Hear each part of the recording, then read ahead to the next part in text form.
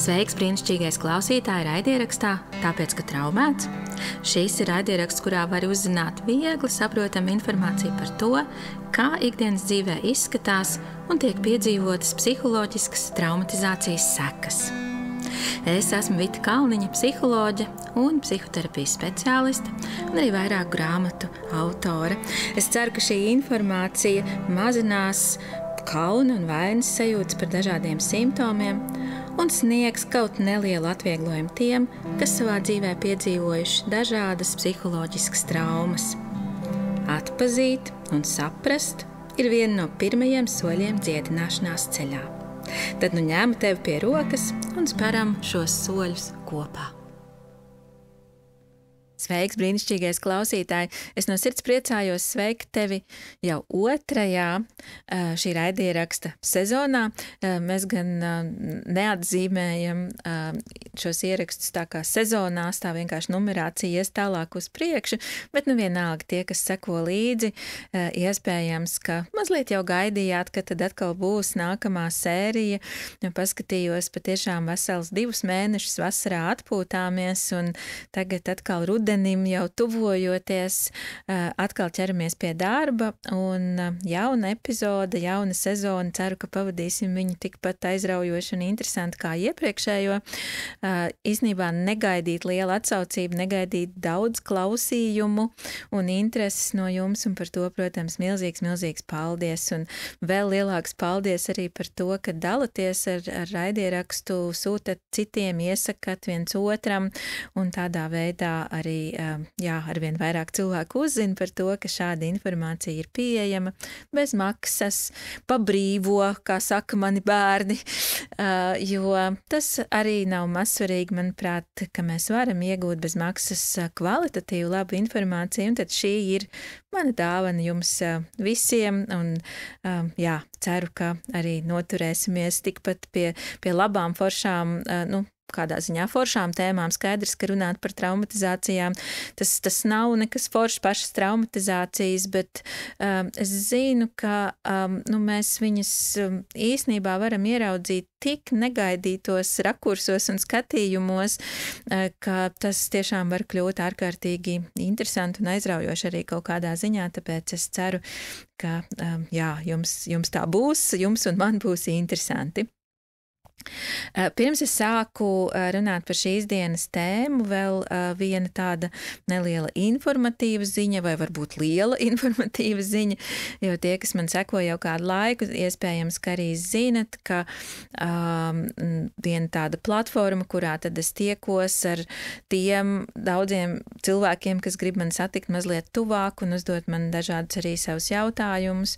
Tā ir Laimīgā skola. Laimīgā skola ir tāda abonementa programma, ja membership programma, kura tad savas durvis ver 2 reizes gadā, rudenī un pavasarī, un tad es izsludinu arī 6 nākamo mēnešu tēmas, un šis notikums tad tagad arī aktuāli notiek. Augusta beigas, septembris sākums ir tas laiks, kad var iestāties Laimīgajā skolā, un būt tādā mazliet ciešākā kontaktā ar mani un daudziem citiem, kuri interesējas par to, kā tad dzīvot savu dzīvi tā, lai justos mierīgāk, labāk, līdzsvarotāk, un ik pa laikam ir iespēja arī tad padiskutēt, parunāties ar citiem, ne tikai iegūt informāciju, kā tas varbūt ir tādā lekcijā vai arī raidierakstā, tur arī dziļākas tēmas, arī darba lapas, kuras tad personīgi varat katrs iziet cauri un izstrādāt tādā veidā šo tēmu, padziļinot, un tas, protams, iedod vēl daudz vairāk, arī meditācija katru mēnesi jauna attiecīgajā tēmā. Man liekas, arī tāds foršs ceļojums vēl citā līmenī ar mani. Ja vēlies, tad pievienoties, mīļi, esi gaidīts, un meklē arī raidieraksta piezīmēs, varēs atrast saiti, kā tad nonākt līdz skolai, līdz abonēšanai. Un, abonējot, tad attiecīgi šo tuvāko pusgadu būs pieejama arī viss iepriekšējā gada arhīvs, jā, 12 tēmas, tā kā būs ko klausīties diezgan daudz un darboties un pildīt darba lapas. Tad nu šobrīd ķeros klāt pie tēmas, ko izvēlējos, lai uzsāktu šo sezonu. Un es izvēlējos tēmu, kas, manuprāt, drusciņi pagriež to medaļu ar kaut kā no otras puses, jo mēs runājam par traumatizācijām arī, tā kā domājot par to, cik daudz varbūt arī kādos brīžos mēs esam piedzīvojuši pārdarījumus no citiem cilvēkiem, bet, manuprāt, ir svarīgi apzināties arī to, ka, diemžēl, ņemot vērā šīs pieredzes, šos pārdarījumus, kaut kādā brīdī mēs neapzināti arī paši varam kļūt par pārdarītājiem savā ziņā. Un neapzināti mēs varam kļūt arī par tādiem, kā mūsdienās saka, neprofesionālā valodā, ja tādā žargona vārdā par toksiskiem. Mums var būt tāda toksiska uzvedība, ko mēs izmantojam attiecībās pret citiem cilvēkiem, un varbūt arī jo īpaši, jo tuvāk mums ir šie cilvēki, ja, jo sāpīgāk mēs arī varam viņus aizskart ar savu izturēšanos, un kā tad saprast savu toksisko uzvedību attiecībās un ko iesākt ar šo uzvedību. Par to es vēlējos šodien ar jums parunāt.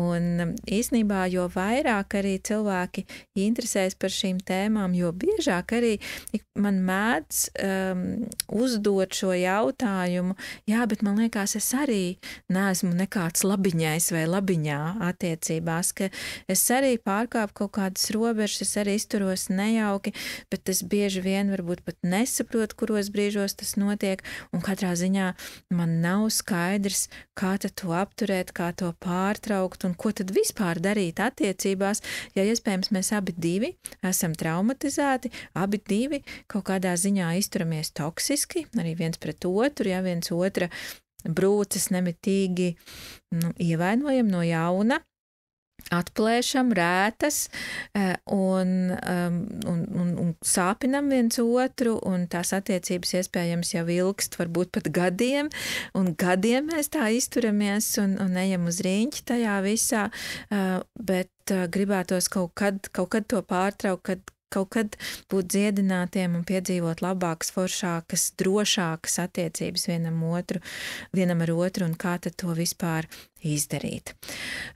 Es, protams, nepretendēju uz to, ka pēc šīs epizodes noklausīšanās jūs patiešām dabūsiet visus instrumentus, lai mainītu pilnībā šādu uzvedību un pilnībā uzlabotu savas ilgstoši destruktīvās attiecības, un tomēr es drusciņi ieskicēšu, jā, kā tad tas notiek, un tomēr kas ir tas virziens, kurā domāt un strādāt, ja gribat no tā tikt laukā. Viena lieta, ar ko es gribētu sākt, ir arī tāds jautājums, ko es pa laikam arī dzirdu no saviem klientiem, vai kāds man arī uzraksta. Visbiežāk, laikam, es tiek uzrunāta arī Instagramā, kas noteikti ir tas kanāls, kur es arī tad aicinu arī jums man rakstīt, ja jums ir kāds jautājums vai komentārs vai ieteikums raidījumam, droši sameklējiet mani Instagramā un rakstiet.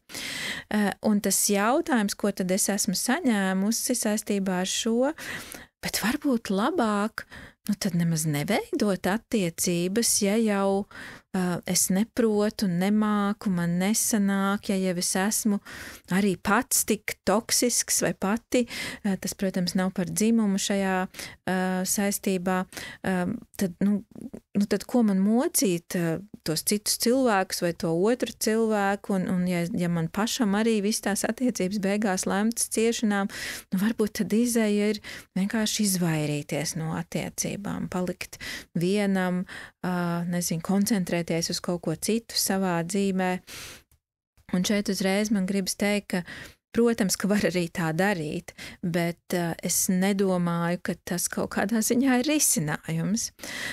Jo tas, varētu teikt, ir aplams uzskats, ka mēs varam veidot attiecības tikai tad, ja visas mūsu traumatiskās daļas ir sadziedētas, ja visas traumatiskās pieredzes ir sadziedētas, vai arī vispār nekad šādas traumatiskas pieredzes mums nav bijušas un šīs traumatiskās daļas nav eksistējušas. Tā nav patiesība. Ir iespējams arī ar traumatiskām pieredzēm tomēr veidot pakāpeniski labas, drošas attiecības, kurās mēs arī varam atslābināties, ne tikai justies visu laikā tādā karā vai cīņā vienam ar otru, bet, protams, tur ir arī daži nosacījumi, kuri tad ir jāņem vērā un jāskatās, kā mēs tad apējamies ar tām savām brūcēm, saviem ievainojumiem un arī otra ievainojumiem. Protams, viena lieta jau,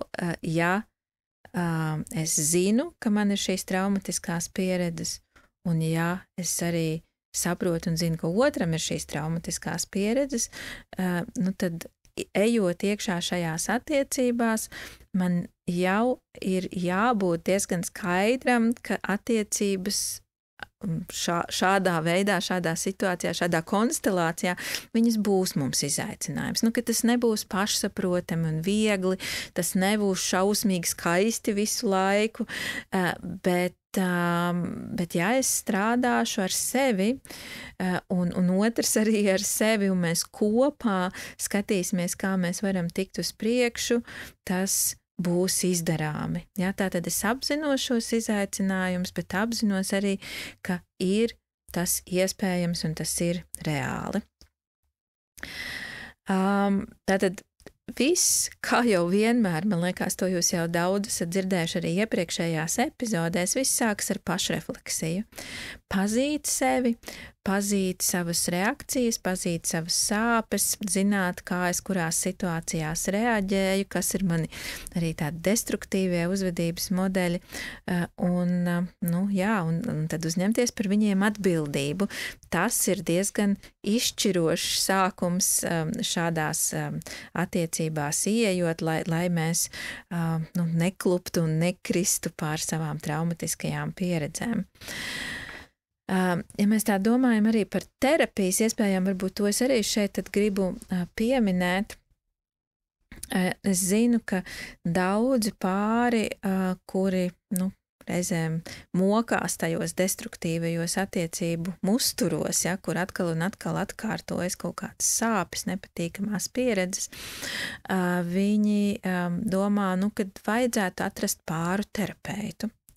Kas, protams, ir laba doma. Laba doma tā ir pirmkārt jau tādā ziņā, ka ir svarīgi padomāt, ka mums kāds no malas varbūt var drusku palīdzēt tikt ārā no tiem uzturiem, kurus mēs paši nevaram pārtraukt un nevaram mainīt.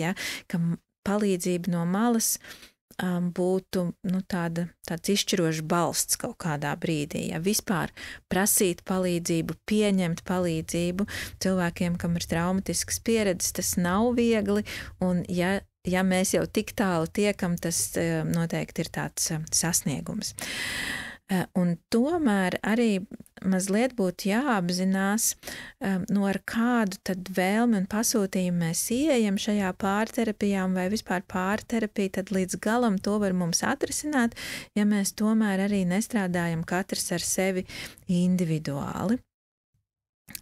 Un citreiz tiešām varbūt arī tāda kombinācija nav slikta, kur es eju individuālā terapijā un tad pārterapijā mēs tagad satiekamies, mēģinam bišķi arī tos stāstus vēl likt kopā un iemācamies, kā tad apieties ar savām un ar otra tādām jūtīgajām vietām. Bet, ja tā ir tikai pārterapija un mums ir šīs traumatiskās pieredzes, tad, nereti ar to tomēr var izrādīties nepietiekami. ja, ka tie traumatiskie musturi var citreiz arī tā pilnīgi neapzināti ievilkt arī vēl to terapeitu iekšā. Nu, piemēram, kā tas notiek, nereti viens no partneriem ir tāds, kurš ir drusku aktīvāks, drusku spēcīgāks, ar tādu lielāku iniciatīvu, vēlmi kaut ko risināt un darīt šajās attiecībās, un otrs, viņš tā kā piekrīt, ja vajag risināt, labi, es arī aiziešu, ja, bet mazliet ar tādu tā kā attieksmi, es aiziešu tev līdzi, es gribu izrādīt savu labo gribu, man šīs attiecības arī kaut kur rūp, un tu man arī svarīgs, ja tu domā, ka tā ir jādara, labi, ja. Un tad tas, viens tad, atrod arī, kur iet, un tas otrs arī aiziet līdzi, un tas aktīvākais cilvēks, protams, arī, neapzināti lielākoties, tas, ko viņš vēlās, viņš kā, grib, lai kāds viņu mazliet atbalsta tajā grūtajā situācijā, kur bieži vien viņam ir sajūta, ka viņš uz saviem pleciem nes tās attiecības, ka viņš mēģina saprast, kas tur notiek, viņš mēģina risināt, viņš mēģina lasīt, klausīties podkastus, klausīties kaut kādas lekcijas un analizēt to visu. Man nesen arī kāda klienta padalījās, kā viņa ar ChatGPT arī šo risina, kur viņa ir iedavusi viņam tā kā nozīmīgu informāciju par sevi un viņas partneri, un tad viņa saņem ieteikumus, kā tieši skaidrot partnerim kaut kādas lietas par viņu tā, lai viņš to saprastu viņam uztveramā valodā. Tātad ļoti, ļoti liela vēlme tiešām šīs attiecības uzlabot, bet bieži tas tam vienam tā nasta, ko viņš nes vai ir paņēmis un izvēlējies nest, ir tāda lielāka nekā otram. Un tad gribās, lai tur pievienojās vēl kāds cilvēks, protams, reizēm tas ir ChatGPT, bet es ceru, ka jūs esat arī tomēr kritiski par to, cik adekvāta ir šī palīdzība no robota, nevis no cilvēka, ja? Kad tas ir pārterapeits, tad tā cerība, ka šis trešais cilvēks beidzot varēs tam otram visu paskaidrot. To, ko viņš nesaprot, ko es mēģinu viņam paskaidrot, to beidzot, ja, izskaidros tas trešais cilvēks, un varbūt beidzot es tikšu labāk saprasts, labāk sadzirdēts arī visās savās sāpēs un ievainojumos, un ka tas trešais cilvēks, tātad šis terapeits arī kaut kā motivēs tad šo manu partneri, tomēr aktīvāk man palīdzēt vai iesaistīties šo problēmu risināšanā, bieži arī manu problēmu risināšanā, vai arī vēl slēptāk tur varētu būt arī vēlme, ka beidzot šis trešais tad pateiks, ka man ir taisnība un viņam tomēr nē, jo viņš tik daudz nezina, viņš nav tik daudz lasījis, vai arī man ir lielākas ciešanas nekā viņam. Un manā pieredzē arī, ja viens no partneriem ir aizgājis individuālā terapijā un otrs nē, kas īstenībā ir gana bieža situācija, ka tas aktīvākais iet arī individuālā terapijā, tas otrs pasaka, nē, man nekur nav jāiet, es nevēlos, varbūt viņš nepasaka tieši, ka man nav problēma, tikai tev ir, bet reizēm arī to viņš pasaka vai vismaz liek nojaust, bet tad uz to pārterapiju viņš tā kā, labi, ir gatavs atnākt kādu reizi līdzi. Tik daudz viņš ir gatavs, bet pats viņš nekur neies. Tad arī citreiz tas pasūtījums gandrīz vai sanāk tāds, no tā cilvēka, kurš tad iet jau tā individuālā terapijā, lai tas pāru terapeits tad, izskaidrot, tās manas traumatizācijas tam otram, to manu iekšējo bērnu, tagad bieži cilvēki arī lieto šos terminus, ja, un lai tas otrs tad aprūpē to manu iekšējo bērnu, manas ievainojums, un tas pārterapeits viņam pasaka, ka tā vajag un tā būs pareizi. Es vēl atļaušos piebilst, ka nereti šī aktīvākā loma ir sievietēm un mazāk aktīvā ir vīriešiem, bet tas nav vienmēr, ja, bet ļoti bieži tā ir sieviete, kur pasaka tam vīrietim pārterapijas sesijā vai terapeitam, pasaka tam vīrietim, ja, kā ar mani apieties. Un es tiešām saprotu, ka šī uzvedība nāk no tādas ļoti dziļas bezpalīdzības, jo ir, viss kaut kas jau izmēģināts un nekas līdz galam nav strādājis un ir lielas ilgas beidzot dzīvot labi šajās attiecībās un justies labi un tikt nākt saprastai un saprastam un būt tuvībā. Ja? Tās ir lielas ilgas un bezpalīdzība, ka neizdodas. Un no šīs bezpalīdzības izejot, diemžēl, ja mēs esam traumatizēti cilvēki, mēs reizēm mēdzam ķerties pie uzvedības, ko nu tad atkal tiem žargonu vārdiem sakot, mēs varētu saukt par toksisku uzvedību. Un šajā gadījumā tā ir manipulācija un vēlme otru pārveidot. Ja? Šīs divas viennozīmīgi ir tādas vienas no populārākajām toksiskajām uzvedībām attiecībās, kur mēs gribam panākt, lai otrs mainās, lai viņš ir tāds, kā mums vajag, un būtībā tā pamatideja, kas tur nāk, ja tu būtu citādāks, tad mums vispār attiecībās nebūtu problēmu. Ja? Tad viss būtu baigi forši, galvenais tev būt citādākam, tev mainīties. Bet ja mēs tā paskatāmies uz šo kā uz manipulāciju un toksisku uzvedību un uz kaut ko, kas ir tiešām vardarbīgs un destruktīvs attiecībās, tad, vienīgais, kas tiešām varētu nostrādāt, ir tas, ka mēs katrs tomēr sākam skatīties vairāk uz sevi, pievēršamies sev un rūpējamies par sevi, un tad kopīgi skatāmies, ko mēs ar to varam iesākt, bet tad, tie konkrētākie ieteikumi arī vēl kā ierasts jau arī beigās būs. Tas, kas mums būtu jāsaprot, kas ir mani attiecību musturi vai modeļi, kas uztur šādu attiecību dinamiku, ja tā ir mana atbildība, un tad otrs varētu arī pastīties, kas tad ir viņa pienesums šajā destruktīvajā attiecību dinamikā, un ko tad mēs abi, tad, ja mēs liekam to kopā, pa kuru ceļu ejot, mēs nonākam galīgi grāvī, un kādas jaunas ceļas mums vajadzētu izvēlēties, lai tomēr mēs būtu uz ceļa un pat būtu gan apmierināti. Īstenībā jau tādas ilgas pēc labām, un man gribas teikt arī vieglām attiecībām ir teju visiem cilvēkiem. Ja, mēs tiešām ilgojamies, lai labi un viegli būtu kopā ar otru cilvēku, bet tas, kas mums tur traucē, ir šīs traumatizētās daļas, tās mūsu iekšējās daļas, kuras nav iemācījušās, būtībā viņas vispār nepazīst, kā šādas attiecības, kā tādu labu, drošu piesaisti, labas, drošas attiecības veidot. Nav tāda faila, ja, kur mums tur iekšā, nav tādas pieredzes, nav uz ko to balstīt.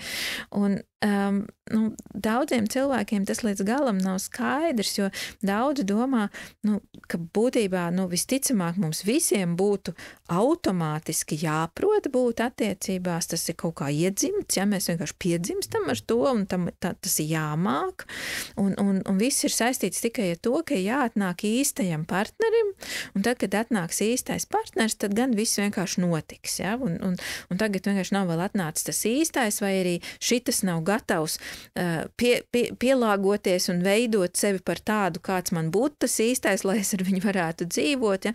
un tad man tur tajā ir jāiegulda visi sev pūliņi, kas ir maldīgs uzskats, destruktīvs uzskats, jo, diemžēl, daudzi cilvēki tikai pieaugušo vecumā sāk mācīties, vai beidzot viņiem ir iespēja sākt mācīties to, ko bērnībā viņi nevarēja. Kādas tad vispār ir labas un drošas attiecības? Ko tas vispār nozīmē? Kā es varu no savas puses tajās būt, ko es varu viņās ienest, ko es varu no otra saņemt un piedzīvot, un kā es varu viņās atslābt un justies droši un labi? Tas daudziem pieaugušiem cilvēkiem ir pilnīgi nezināms kaut kas, ko viņi sāk tikai mācīties, beidzot satiekot kādu cilvēku, kurā ir kāda šī drošā daļa, uz kuru tad vispār tāda jauna pieredze var balstīties, ja, ka es vispār varu nonākot kontaktā ar otru cilvēku, šo tādu veselīgo drošo daļu arī veidot šīs jaunās pieredzes, un par to jau arī iepriekš mums ir bijis šajā raidierakstā, par īstā partnera atrašanu un tam līdzīgi, un par šo drošības izjūtu, kas ir jāmācās, tā kā noteikti es ielikšu arī vēl piezīmēs kādu atsauci uz iepriekšējām epizodēm.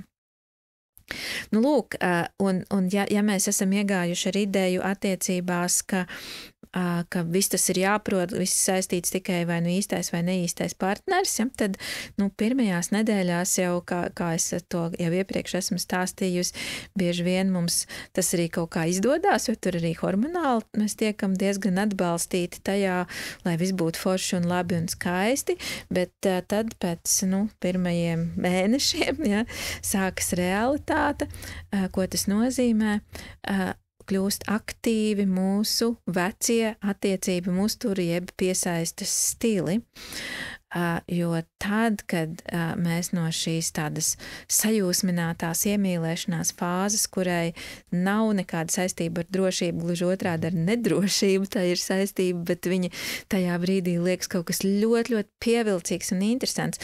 Tad, kad šī nedrošā iemīlēšanās fāze varētu lēnām pāriet drošās, tuvās attiecībās, tad aktivizējās šie uzturi, kas reaģē uz to, ko tad mēs vispār zinām par attiecībām vai kas priekš mums ir attiecības, ko tas mums nozīmē. Un tā kā ir brīdis, kur es varētu piesaistīties otram, pēkšņi izrādās, ka es to nemaz nevaru. Ja. Vienam parādās kaut kāda iekšēja vēlma aizmukt un izvairīties, un laisties cik vien ātri vispār iespējams. Citam atkal parādās milzīga vēlme tā kā ļoti, ļoti pieķerties un vairs nelaist vaļā un aktivizējuši šausmīgas bailes, kas var otru pazaudēt, un tad viņš jāsāk kontrolēt un visu laiku jābūt salipušam ar viņu, ja par to arī jau iepriekš mums ir bijusi epizode. Parādās arī varbūt kaut kādi agresīvi modeļi, pazemojoši modeļi, kur pret otru mēs sākam izturēties tā, atgrūžot viņu un pazemojot, un, protams, visādas tēmas, kas saistās arī ar mūsu pašvērtību, kas izriet no tādām šaubām, vai es vispār esmu tā vērts, lai es būtu attiecībās un kāds man izvairītos, un tad no tā atkal visādas interesantas uzvedības.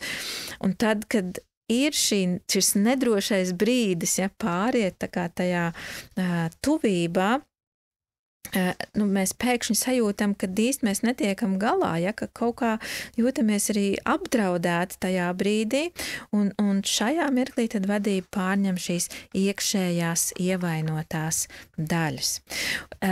Ja mēs tā prasītu tai mirklī cilvēkiem, un protams, arī terapijā, es uzdodu šos jautājumus, kā tad ir, vai tu vispār vēlies tuvību, kā tev liekas, vai tu vispār spēji piedzīvot tuvību, tad lielākā daļa cilvēku, tomēr atbild ar jā. Bet padomājam arī, no kuras vietas nāk šī atbilde. Viņi tā tad nāk no mūsu tādas apzinātas kognitīvās domāšanas daļas, kuri īstenībā ir varbūt 5% no visas tās informācijas, ko mēs sevī glabājam. Savukārt tā pārējā daļa, tā neapzinātā daļa, kas reaģē arī no mūsu autonomās nervu sistēmas, no ķermeņa pieredzēm, visi šie procesi, kurus mēs nekontrolējam, viņi visticamāk reaģē, kaut parādot pilnīgi citu informāciju. Droši vien drīzāk, kad tuvība ir nedroša un tev ir jādara visas tās lietas, kuras tu iemācījies darīt, lai izturētu šo nedrošību. Un te atkal es gribu atgādināt, ka tas, ko mēs šobrīd saucam par toksisku uzvedību vai destruktīvu uzvedību, iepriekš bija nozīmīga izdzīvošanas stratēģija, un tas bija glābiņš. Tas bija glābiņš kaut kādās senās situācijās, lai izturētu to, ka meklējot tuvību, es saņemu pretī kaut ko pavisam citu, un man ir jāmēģina atrast veidi, kā ar to būt, kā izvairīties no tām sāpēm, kuras es piedzīvoju, nesaņemot atbildi uz savu patiesi dziļo tuvības vēlmi, kā tas ir agrā bērnībā. Un mēs atrodam veidus, kā mukt, vai kā pieķerties, vai kā caur agresiju risināt šīs lietas, un tā tālāk, un tā tālāk. Un, protams, neapzināti mēs šos modeļus ieslēdzam atkal tuvās attiecībās tad, kad mēs veidojam partnerattiecības. vēlreiz uzsverot šo nozīmību, ja, ka nepārmest sev, es tiešām ļoti, ļoti aicinu jūs nekritizēt sevi par šo uzvedību vai par šiem tādiem destruktīvajiem modeļiem, bet ar iejūtību paskatīties uz sevi, jo sākotnēji tas pilnīgi noteikti nebija nekas ne toksisks, ne slikts. Sākotnēji tā bija normāla atbilde uz nenormālu situāciju vai uz toksisku situāciju, uz draudīgu situāciju. Tagad mēs vienkārši reaģējam no tās pašas iepriekšējās pieredzes uz tuvību kā uz draudiem ar uzvedību, kuru mēs iemācījāmies lietot iepriekš. Tāpēc savā ziņā mums pat būtu jāpaskatās uz to arī ar pateicību, ka mēs kaut ko tādu apguvām. Ja? Bet tagad, protams, arī jāapzinās, ka tas mums traucē labu attiecību veidošanā. Un jāsāk domāt, kā tad es tomēr varētu radīt drošību savā dzīvē, savās attiecībās. Un tas ir grūts uzdevums, reizēm daudz vieglāk ir provocēt atkal veco nedrošību, kuru es protu izturēt ar saviem veidiem, saviem destruktīvajiem veidiem, bet kā tad radīt drošību? Tas tad ir tas uzdevums. Ko es varētu ieteikt, kā tad meklēt to ceļu ārā no šī? Tātad pirmais es jau minēju arī un vēlreiz uzsvēršu izpratne par sevi. No kurienes tas nāk un kas tas ir, kas notiek. Ka es neesmu slikts un nepareizs cilvēks, kas grib sabojāt sev un otram dzīvi vai izpostīt attiecības. Tā nav taisnība. Es vienkārši vēl nemāku veidot drošas attiecības, bet tas, ko es nemāku, to es varu apgūt. Tas nebūs viegli, tas būs ar dažādām sāpēm saistīts, bet tomēr šīs sāpes būs tā vērts, lai es nonāktu beidzot tādā labākā vietā savā dzīvē, savās attiecībās. Nākamais noteikti ir vērts arī pāanalizēt, vai manā partnerī ir kaut kas tāds, kaut kāda tāda daļa vai tāda vieta, ja, ko es uztveru par kaut kādā ziņā tomēr pietiekami drošu, lai es varētu apgalvot, ka šis partners, šis otrs cilvēks ir tāds cilvēks, ar kuru kopā es vispār varēšu dziedināties un ka tas būs iespējams.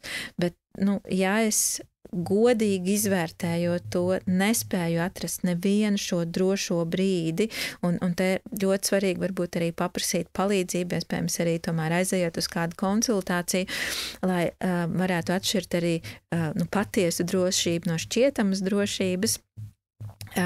Ja es to nevaru atrast, tad, iespējams, varbūt mums tomēr labāk ir šķirties, ka mēs viens otram arī nebūsim piemēroti partneri. Un nākamais ir, ja tomēr šis partneris ir tas, ar ko tad es tālāk gribu to visu mēģināt, tad svarīgi, ka mēs kopā atrodam veidu, kā par to runāt, drusciņi arī distancējoties, ja tā kā paskatoties no malas uz to, kas ir tas, kas notiek manī šajās stresspilnajās situācijās. Kas ir tas, kas notiek tevī šajās situācijās? Ko es saprotu par sevi? Ko tu vari saprast arī par sevi?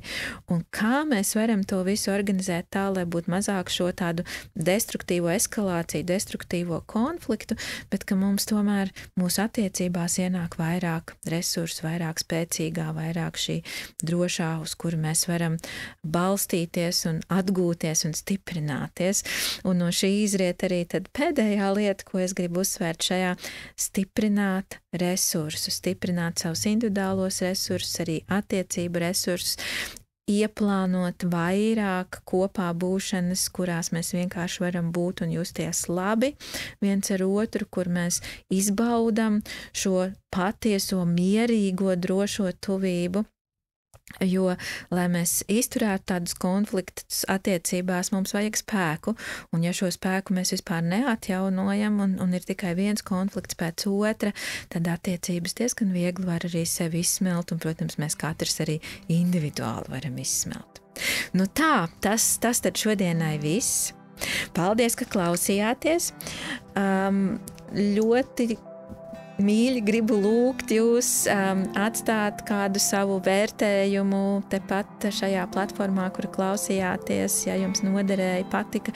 Varbūt arī uztaisiet screenshot un ieliekat Instagramā, pietagojiet mani, ka jūs klausāties šo podcastu, tad es arī varēšu arī nopublicēt arī savā storijā to, un tas mums palīdzēs visiem vēl labāk satikties arī šajā raidierakstā. Paldies, un tiekamies atkal pēc 2 nedēļām.